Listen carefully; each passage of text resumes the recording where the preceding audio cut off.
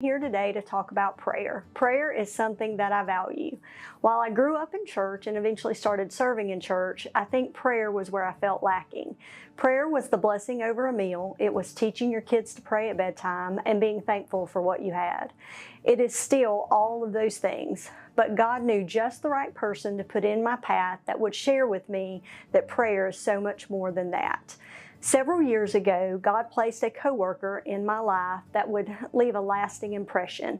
I truly believe she set into motion me realizing the real value of prayer. She is a person that lives out her faith Monday through Saturday, the same as she lives it out on Sunday. She is one of the most joy-filled people that I've ever met. She was the person that was praying for you before you ever asked for prayer.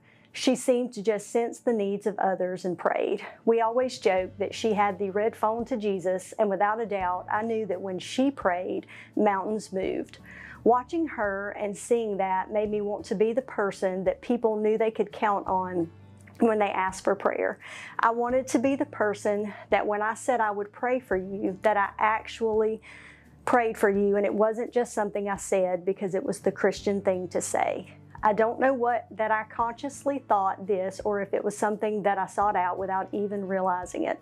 Either way, it began a journey for me that I'm still on today.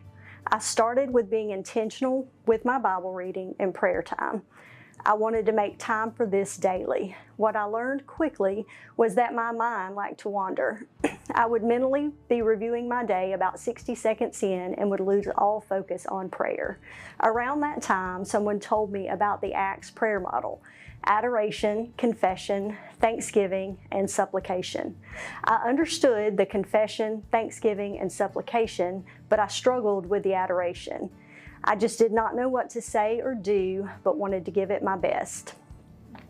I went online and printed out praise verses. I was able to find a list of 52 praise verses, one for every week of the year. The great thing about repeating these verses as praise during prayer was that I was able to commit to memory some really good verses. At some point, I watched The War Room and moved my daily prayer time to my closet. This also seemed to help with my focus. I learned that prayer time should be more than just your morning prayers and got in the habit of praying small prayers throughout the day.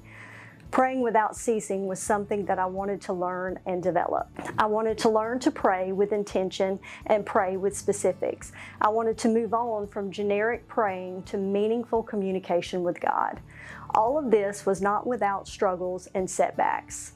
Prayer is just like every other gift that God gives us. We should continually work on to grow that gift.